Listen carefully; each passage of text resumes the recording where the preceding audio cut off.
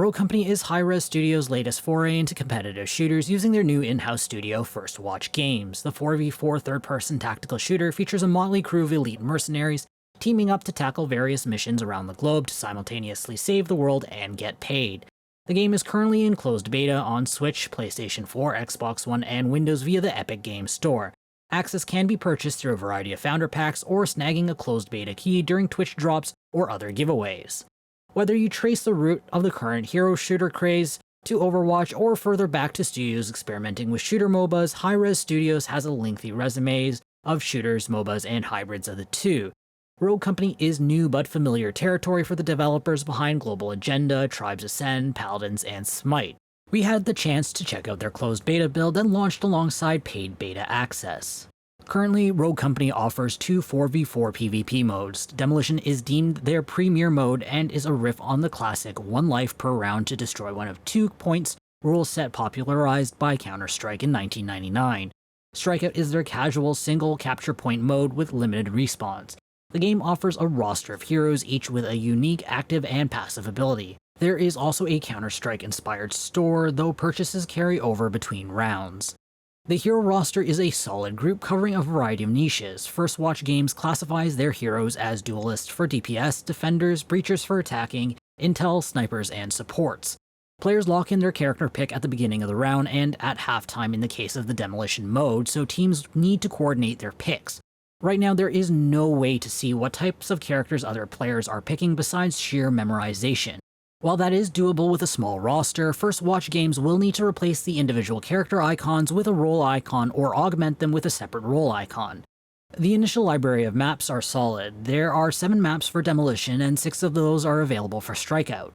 The maps are sized well for 4v4, striking the right combination of long alleys for snipers to dominate and tight corners for flankers. The design sticks to the tried and true 3-lane design with a degree of symmetry to keep things fair for both sides.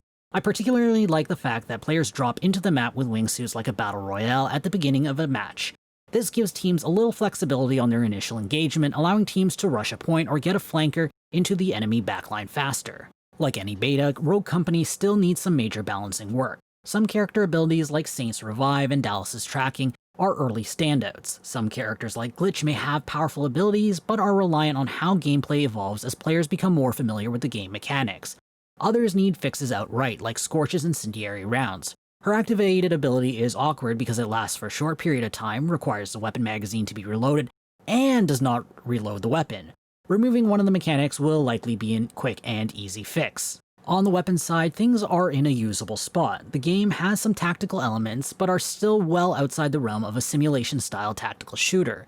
The weapons handle well, but the shotguns need attention. Notoriously difficult to balance, the developers have it right with some of them, such as the SKL-6. On the other hand, the automatic Striker 8x10 is a mess. It has too little damage, too little range, too little rate of fire, and a painfully slow reload that makes it cumbersome to use.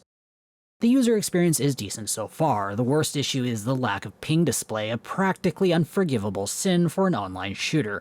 On the other hand, the controls are solid. First Watch Games use a basic third-person control scheme with only a few extra buttons for abilities, equipment, and roles. The setup is especially user-friendly as many abilities have arc previews. I do find the arc for the quick grenade throw to be painfully short though compared to other games. The audiovisual presentation is solid so far. The sound effects are enjoyable and the soundstage is pretty good. While it's not laser accurate, I could get a very good idea of where enemies were based on their footsteps with a pair of headphones and a virtual surround sound processor like Windows Spatial Sound. The voice acting is decent, though there are a few rough spots. The music is limited, so I hope a few more tracks are added to the menus.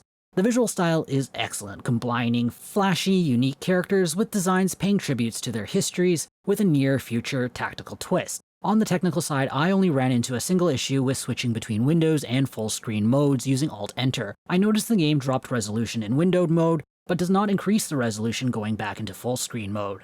Rogue Company is a solid tactical shooter with a high degree of accessibility right out of the gate, likely a testament to Hi-Rez Studios' lengthy experience in shooters and hero-based titles.